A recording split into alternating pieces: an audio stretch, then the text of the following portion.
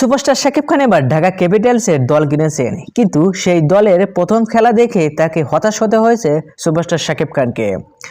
Superstar Shakib Khan আসলে খুব খারাপ লাগছে। বাংলা চলচ্চিত্রের ইতিহাসের সবচেয়ে সফল নায়ক তিনি। বিপিএল এ দল কেনার মধ্যে দিয়ে ক্রিকেটে জার্নি শুরু করে খুবই এক্সাইটেড ছিলেন মানুষটা। বিপিএল ড্রাফটে যা একেবারে স্পষ্ট বোঝা গিয়েছিল।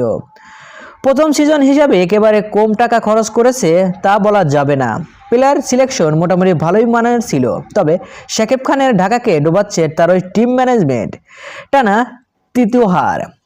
সাব্বির রহমান, হাসিবুর রহমান সোহান কিংবা মেহেদী হাসানের মতো প্লেয়ারদের একাদশে সুযোগ দেওয়া হচ্ছে না, অথচ এদের মতো প্লেয়াররা নিয়মিত একাদশে সুযোগ ডিজার্ভ করে। প্রয়োজন হলে 2-1 জন বিদেশি কম খেলে হলেও এদের সুযোগ দেওয়া উচিত।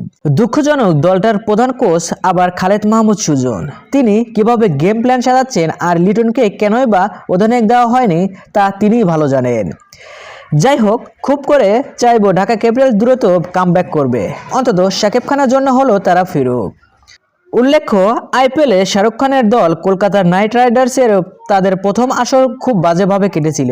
6 নম্বর থেকে সেই আসর শেষ করেছিল দলটি। পরবর্তীতে কলকাতার আইপিএলে অন্যতম সেরা ফ্র্যাঞ্চাইজিটি হয় এই কলকাতার। সো ভিউয়ার্স, এবারে আপনার কি মতামত কমেন্ট বক্সে জানিয়ে দিন। আর হ্যাঁ, বিনোদন ও খেলাধুলার সকল খবর পেতে চ্যানেলটি সাবস্ক্রাইব করুন। ধন্যবাদ।